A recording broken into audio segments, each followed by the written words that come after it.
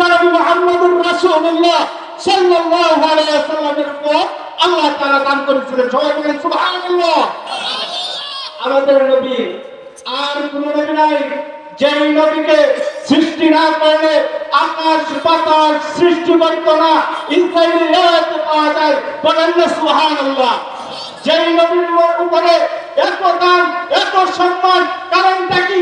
যে মাসের সম্মানটা এত বেশি হয়েছে, এই যে কত দিন আগে মাসটা গেছে, মাসটার নাম কি ছিল?